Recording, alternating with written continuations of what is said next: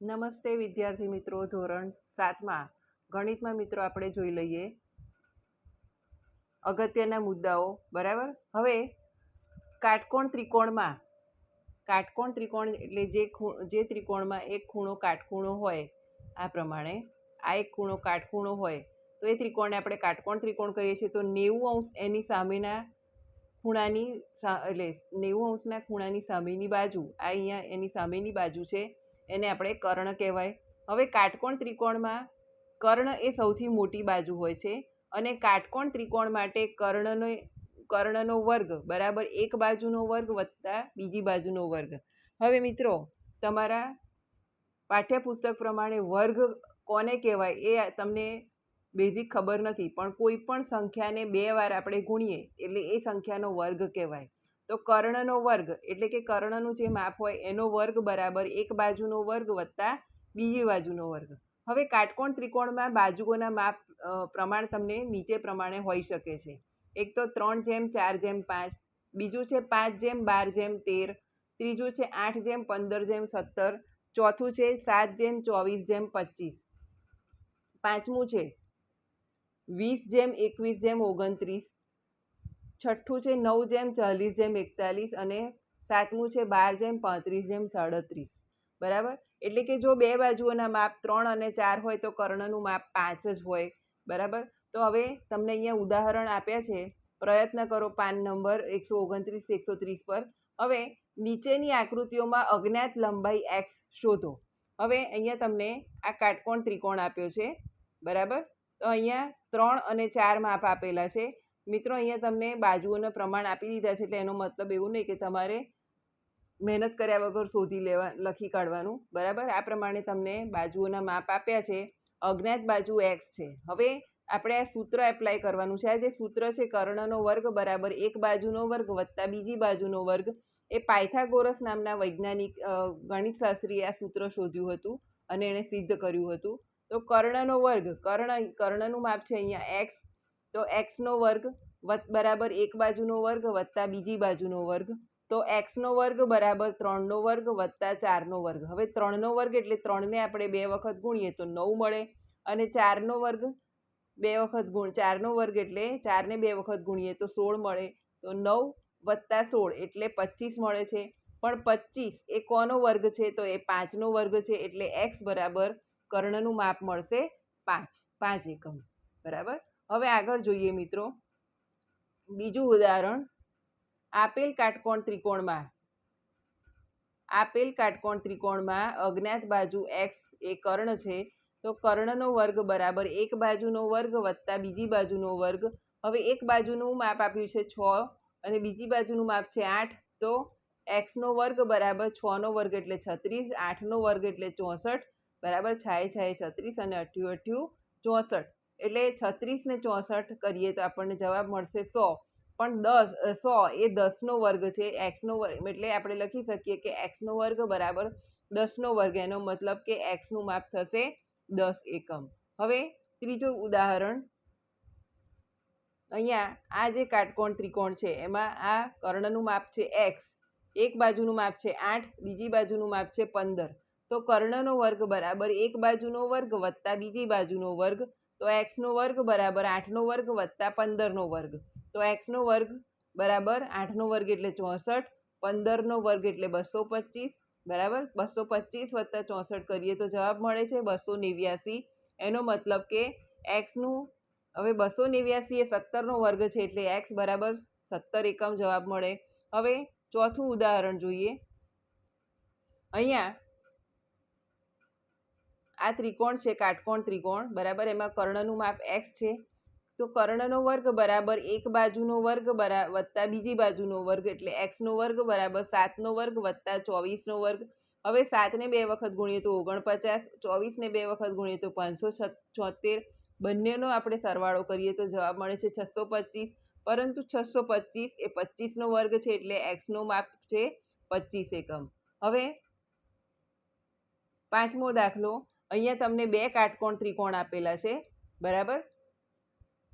આમ જોવા જઈએ તો આ સમજવી બાજુ ત્રિકોણ છે, બે બાજુઓના માપ સરખા છે અને બંને જે એનું વેધ છે એના થકી એના બે સરખા ભાગ થાય છે, બરાબર. હવે ત્રિકોણ એ માટે વાયનો વર્ગ વત્તા 12નો વર્ગ બરાબર બરાબર 37નો વર્ગ. હવે વાયનો વર્ગ વત્તા 144 બરાબર 37નો વર્ગ થશે 1369. માટે વાયનો વર્ગ બરાબર 1369 માંથી આપણે 144 બાદ કરીએ તો જવાબ મળશે 1225 અને 1225 એ 35નો વર્ગ છે, એટલે વાય બરાબર જવાબ મળશે 35. હવે ત્રિકોણ બી માટે આપણે શોધીએ મિત્રો. હવે ત્રિકોણ બી માટે ધારો કે આપણે એક બાજુનું માપ વાય સમજ્યું તો બીજી બાજુનું માપ થશે એક્સ ઓછા વાય. હવે ત્રિકોણ બી માટે એક્સ ઓછા વાયનો વર્ગ વત્તા 12નો વર્ગ બરાબર 37નો વર્ગ બરાબર. હવે એક્સ ઓછા વાયનો વર્ગ વત્તા 144 બરાબર 1369. માટે એક્સ ઓછા વાયનો વર્ગ બરાબર 1369 ઓછા 144 એટલે 1225 મળે. માટે એક્સ ઓછા વાયનો વર્ગ બરાબર 35નો વર્ગ એટલે એક્સ ઓછા વાય બરાબર 35 મળે છે. હવે આના ઉપરથી આપણે સમીકરણ સોલ્વ કરીએ. એક્સ ઓછા 35 બરાબર 35 અને આ 35 આપણે જમણી બાજુ લઈએ તો વત્તા થઈ જશે, તો એક્સ બરાબર જવાબ મળશે 70. બરાબર. હવે છઠ્ઠી આકૃતિ જોઈએ મિત્રો. ઉપરના જેવી છે પણ સહેજ ઊંધી આપી છે. હવે અહીંયા આખી બાજુનું માપ એક્સ છે, બરાબર. આ બાજુ 12 છે, આ બાજુ 5 છે. હવે કર્ણનો વર્ગ બરાબર એક બાજુનો વર્ગ વત્તા બીજી બાજુનો વર્ગ એટલે એક્સનો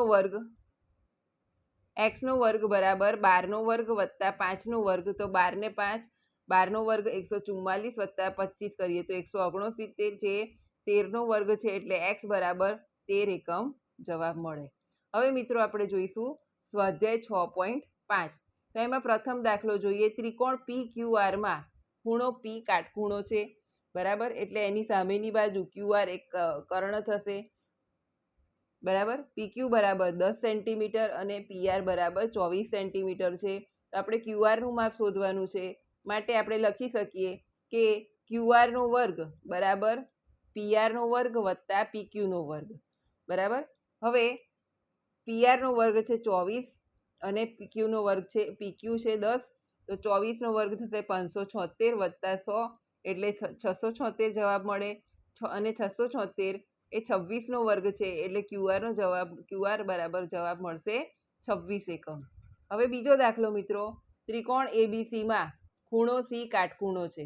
આ ત્રિકોણ એબીસી છે, એમાં ખૂણો સી કાટખૂણો છે એટલે રેખાખંડ એબી એનો કર્ણ થશે. એબી બરાબર 25 આપ્યું છે, એસી બરાબર 7 આપ્યું છે. તો આપણે બીસી શોધવાનું છે. હવે એબી બરાબર એસીનો વર્ગ વત્તા સીબીનો વર્ગ, બરાબર. એટલે 25નો વર્ગ બરાબર 7નો વર્ગ વત્તા એક્સનો વર્ગ. એટલે આના ઉપરથી આપણે એક્સનો વર્ગ બરાબર 625 ઓછા 49 કરીએ તો 576 અને 576 એ 24નો વર્ગ છે એટલે એક્સ બરાબર 24 એકમ જવાબ મળે. હવે ત્રીજો દાખલો મિત્રો. આ દાખલો આઈએમપી લખી દેજો,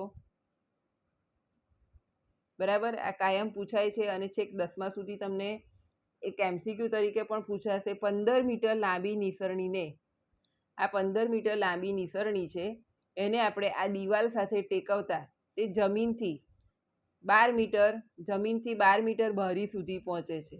હવે નિસરણીના જમીન પરના છેડાનું દિવાલથી અંતર એ શોધો. હવે આકૃતિ પ્રમાણે નિસરણી દિવાલ સાથે શું કરે છે? કાટખૂણો બનાવે છે, બરાબર. કાટકોણ ત્રિકોણ બનાવે છે. એટલે કર્ણનો વર્ગ બરાબર એક બાજુનો વર્ગ વત્તા બીજી બાજુનો વર્ગ એટલે 15નો વર્ગ બરાબર 12નો વર્ગ વત્તા આપણે જે ખબર નથી એને આપણે એ કહીશું એનો વર્ગ. એટલે 225 બરાબર 144 વત્તા એનો વર્ગ. માટે એનો વર્ગ બરાબર 225 ઓછા 144 એટલે એનો વર્ગ બરાબર 81, બરાબર. પણ 81 એ 9નો વર્ગ છે એટલે એ બરાબર જવાબ મળશે 9. એટલે નિસરણીના જમીન પરના છેડાનું દિવાલથી અંતર એ બરાબર 9 મીટર હોય. હવે ચોથો દાખલો મિત્રો. નીચેનામાંથી કઈ કાટકોણ ત્રિકોણની બાજુઓ હોઈ શકે? તો અહીંયા તમને પહેલો વિકલ્પ આપ્યો, પહેલો પ્રશ્ન છે 2.5 સેન્ટીમીટર, 2.5 સેન્ટીમીટર, 6.5 સેન્ટીમીટર અને 6 સેન્ટીમીટર. હવે સૌથી મોટી બાજુ અહીંયા 6.5 એટલે 6.5 સેન્ટીમીટર છે. હવે આપણે સૂત્ર પ્રમાણે ચેક કરીએ તો 2.5નો વર્ગ વત્તા 6નો વર્ગ બરાબર 6. હવે 2.5નો વર્ગ 6.25 વત્તા 36 તો 42.25 જે 6.5નો વર્ગ થાય છે. એટલે આ બાજુઓ એ કોઈ કાટકોણ ત્રિકોણની બાજુઓ હોઈ શકે. માટે સૌથી મોટી બાજુ 6.5 સેન્ટીમીટર એ કર્ણ છે બરાબર. એટલે 2.5 સેન્ટીમીટર અને 6 સેન્ટીમીટર બાજુઓની વચ્ચેનો ખૂણો એ શું હોય? કાટકોણ હોય. હવે બીજો વિકલ્પ છે 2, 2 અને 5. તો સૌથી મોટી બાજુ 5 છે તો સૌથી મોટી બાજુનો વર્ગ 25 થાય. પણ ડાબી બાજુ આપણે જોઈએ તો 2 ને 2, 2નો વર્ગ 4 વત્તા 4 એટલે 8. પણ 8 એ 5ના વર્ગ બરાબર નથી. એટલે આપેલી બાજુઓ કાટકોણ ત્રિકોણની હોઈ શકે નહીં બરાબર. હવે ત્રીજું 1.5 સેન્ટીમીટર એટલે કે 1.5 સેન્ટીમીટર, 2 સેન્ટીમીટર અને 1.5. તો અહીં સૌથી મોટી બાજુ 2.5 સેન્ટીમીટર છે. તો 1.5નો વર્ગ વત્તા 2નો વર્ગ બરાબર આપણે શોધીએ તો 2.25 વત્તા 4 તો જવાબ મળે છે 6.25 બરાબર 2.5નો વર્ગ બરાબર. તો આપેલી બાજુઓ એ કાટકોણ ત્રિકોણની બાજુઓ હોઈ શકે. અને સૌથી મોટી બાજુ 2.5 સેન્ટીમીટર એ કર્ણ છે. એટલે 1.2 અને 2 સેન્ટીમીટર બાજુઓની વચ્ચેનો ખૂણો એ કાટકોણ હોય. હવે 5મો દાખલો મિત્રો, એક ઝાડ જમીન પરથી. મિત્રો દાખલો બરાબર સમજવા જેવો છે. આ એક ઝાડ છે. એક ઝાડ જમીન પરથી 5 મીટર ઊંચાઈએથી તૂટી પડે છે. અહીંયા આ 5 મીટર છે બરાબર. અહીંયા વચ્ચે હું કાપો કરું છું. 5 મીટર ઊંચાઈએથી તૂટી પડે છે અને તેની ટોચ ઝાડના થડથી 12 મીટર અંતરે જમીનને અડકે છે બરાબર. તો ઝાડની આપણે મૂળ ઊંચાઈ શોધવાની છે. ધારો કે ઝાડ AB છે બરાબર, જે C બિંદુથી તૂટી પડે છે અને જમીનને અડકે છે. એટલે ત્રિકોણ ABC કાટકોણ ત્રિકોણ બને છે.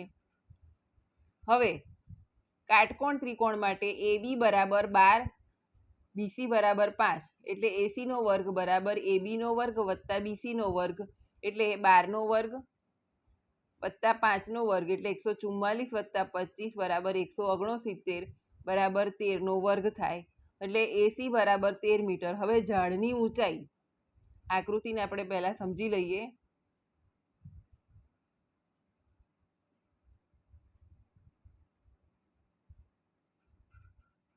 આ ઝાડની ઊંચાઈ છે બરાબર.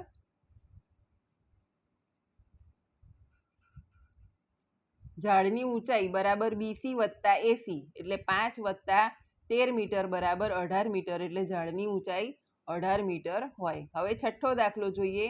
ત્રિકોણ PQRમાં ખૂણો Q અને R અનુક્રમે 25 અને 65 ડિગ્રી છે. તો નીચેનામાંથી કયું સાચું છે તે આપણે લખવાનું છે બરાબર. તો PQનો વર્ગ વત્તા QR નો વર્ગ બરાબર RPનો વર્ગ. બીજું છે PQનો વર્ગ વત્તા RPનો વર્ગ બરાબર QR નો વર્ગ. અને ત્રીજું છે RPનો વર્ગ વત્તા QR નો વર્ગ બરાબર PQનો વર્ગ. હવે ત્રિકોણ PQRમાં ખૂણો P વત્તા ખૂણો Q વત્તા ખૂણો R બરાબર 180 થાય બરાબર.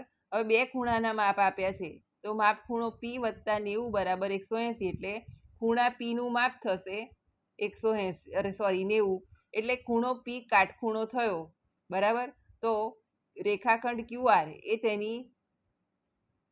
તેની કર્ણ સામેની બાજુ એટલે કર્ણ થશે. એટલે કર્ણનો વર્ગ એટલે QR નો વર્ગ બરાબર શું થશે? PQનો વર્ગ વત્તા RPનો વર્ગ. એટલે આ જે બીજું વિધાન છે એ સાચું થશે. હવે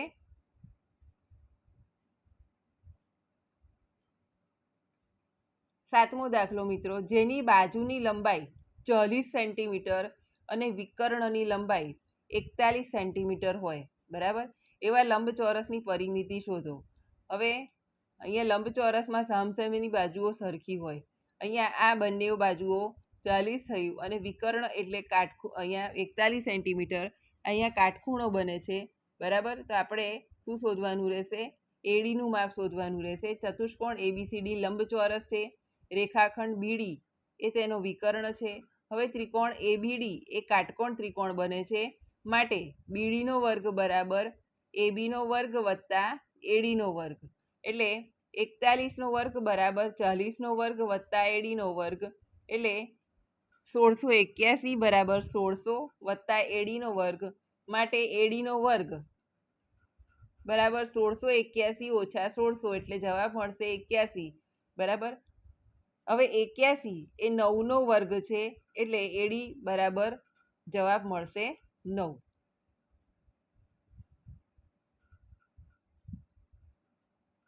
હવે 8મો દાખલો જોઈએ મિત્રો. સમબાજુ ચતુષ્કોણના વિકર્ણોના માપ 16 સેન્ટીમીટર અને 30 સેન્ટીમીટર હોય તો તેની પરિમિતિ શોધવાની છે. હવે સમબાજુ ચતુષ્કોણમાં વિકર્ણો એકબીજાને કાટખૂણે છેદે છે. વિકર્ણો એસી અને બીડી છે. બરાબર. એસી બરાબર 30 સેન્ટીમીટર અને બીડી બરાબર 16 સેન્ટીમીટર છે. હવે કાટખૂણે દુભાગે વિકર્ણોનું છેદબિંદુ ઓ છે. બરાબર. એટલે માપ ખૂણો એઓબી બરાબર માપ ખૂણો બીઓસી બરાબર માપ ખૂણો સીઓડી બરાબર માપ ખૂણો ડીઓએ બરાબર કેટલા થાય? 90 અંશ. એટલે અહીંયા દરેક જગ્યાએ 90 અંશ બને છે. અને ઓએ બરાબર ઓસી, અહીંયા આ ઓ છે. બરાબર. આ ઓ છે.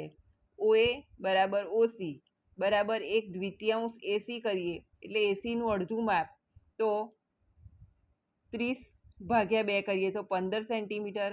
હવે ઓબી બરાબર ઓડી બરાબર 1/2 બીડી બરાબર 16ના અડધા 8 સેન્ટીમીટર થાય. બરાબર. હવે કાટકોણ ત્રિકોણ એઓબીમાં એબીનો વર્ગ બરાબર એઓનો વર્ગ વત્તા બીઓનો વર્ગ બરાબર 15નો વર્ગ વત્તા 8નો વર્ગ, એટલે 225 ને વત્તા 64 એટલે 289. પણ 289 એ 17નો વર્ગ છે, એટલે એબીનું માપ થશે 17 સેન્ટીમીટર. બરાબર. હવે મિત્રો આપણને ચતુષ્કોણની પરિમિતિ શોધવાનું કયું છે, તો સમબાજુ ચતુષ્કોણની પરિમિતિ બરાબર 4 ગુણ્યા બાજુની લંબાઈ, એટલે 4 ગુણ્યા 17 બરાબર 68 એકમ થાય. બરાબર. અહીં આપણો સ્વાધ્યાય પૂર્ણ થાય છે મિત્રો, સાથે પ્રકરણ પર પૂર્ણ થાય છે. બરાબર. ત્યાં સુધી આપણે રજા લઈએ. નવું પ્રકરણ નવા વિડીયોમાં જોઈશું. નમસ્તે.